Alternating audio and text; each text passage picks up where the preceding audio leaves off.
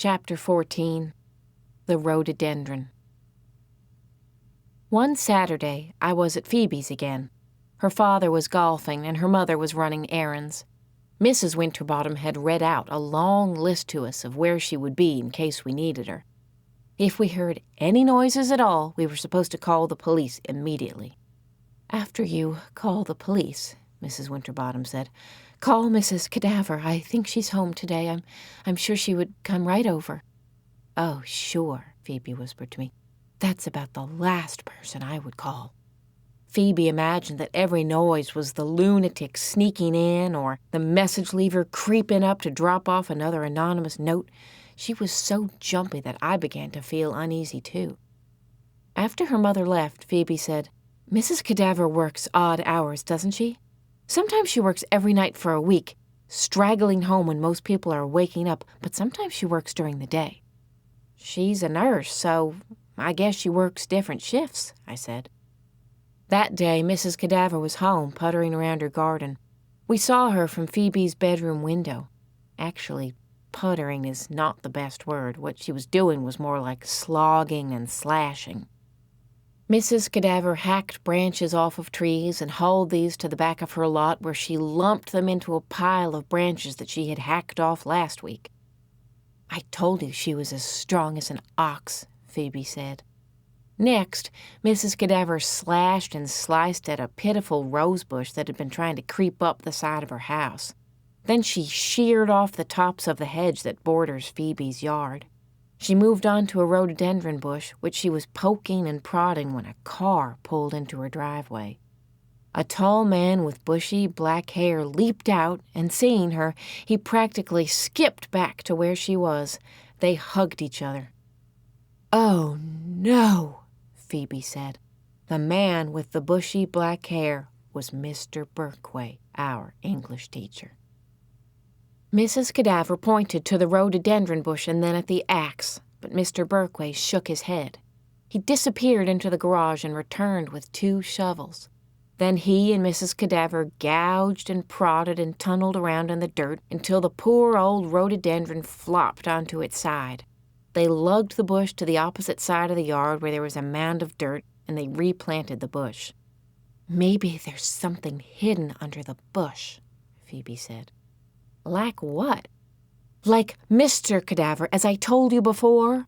Maybe Mr. Berkway helped her chop up her husband and bury him, and maybe they were getting worried and decided to disguise the spot with a rhododendron bush." I must have looked skeptical. Phoebe said, "Sal, you never can tell. And Sal, I don't think you or your father should go over there anymore." I certainly agreed with her on that one. Dad and I had been there 2 nights earlier, and I had hardly been able to sit still. I started noticing all these frightening things in Margaret's house. Creepy masks, old swords, books with titles like "The Murders in the Rue Morgue" and "The Skull and the Hatchet." Margaret cornered me in the kitchen and said, "So what has your father told you about me?" "Nothing," I said. "Oh," she seemed disappointed. My father's behavior was always different at Margaret's. At home, I would sometimes find him sitting on his bed staring at the floor or reading through old letters or gazing at the photo album. He looked sad and lonely. But at Margaret's, he would smile and sometimes even laugh, and once she touched his hand, and he let her hand rest there on top of his. I didn't like it. I didn't want my father to be sad, but at least when he was sad, I knew he was remembering my mother. So when Phoebe suggested that my father and I should not go to Margaret's, I was quite willing to agree with that notion. When Phoebe's mother came home from running all her errands, she looked terrible. She was sniffling and blowing her nose. Phoebe said that we were going to do our homework. Upstairs, I said, maybe we should have helped her put away the groceries. "She likes to do all that by herself," Phoebe said. "Are you sure?" "Of course I'm sure," Phoebe said. "I've lived here my whole life, haven't I?" She looked as if she'd been crying. Maybe something is wrong. Maybe something is bothering her. "Don't you think she would say so then?" "Maybe she's afraid to," I said. I wondered why it was so easy for me to see that Phoebe's mother was worried and miserable, But Phoebe couldn't see it, or if she could, she was ignoring it. Maybe she didn't want to notice. Maybe it was too frightening a thing. I wondered if this is how it had been with my mother. Were there things I didn't notice? Later that afternoon, when Phoebe and I went downstairs, Mrs. Winterbottom was talking with Prudence. "Do you think I lead a tiny life?" she asked. "How do you mean?" Prudence said as she filed her nails. "Do we have any nail polish remover?" Phoebe's mother retrieved a bottle of nail polish remover from the bathroom. "Oh," Prudence said, "before I forget, do you think you could sew up the hem on my brown skirt so I could wear it tomorrow? Oh, please." Prudence tilted her head to the side, tugged at her hair in exactly the same way Phoebe does, and smooshed up her mouth into a little pout. "Doesn't Prudence know how to sew?" I asked. "Of course she does," Phoebe said. "Why?" "I was just wondering why she doesn't sew her own skirt." "Sal, you're becoming very critical."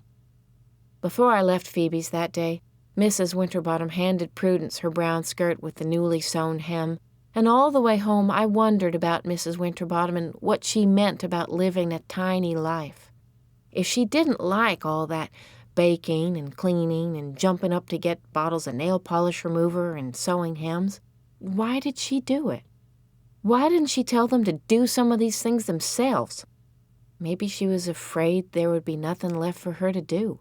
There would be no need for her, and she would become invisible and no one would notice. When I got home that day, my father handed me a package. "It's from Margaret," he said. "What is it?" "Well, I don't know. Why don't you open it?" Inside was a blue sweater. I packed it back in the box and went upstairs. My father followed me. Sal, do you like it?" "I don't want it," I said. "She was just trying to... She likes you." "I don't care if she likes me or not," I said. My father stood there looking around the room. "I want to tell you something about Margaret," he said. "Well, I don't want to hear it." I was feeling so completely ornery. When my father left the room, I could still hear my own voice saying, "I don't want to hear it." I sounded exactly like Phoebe.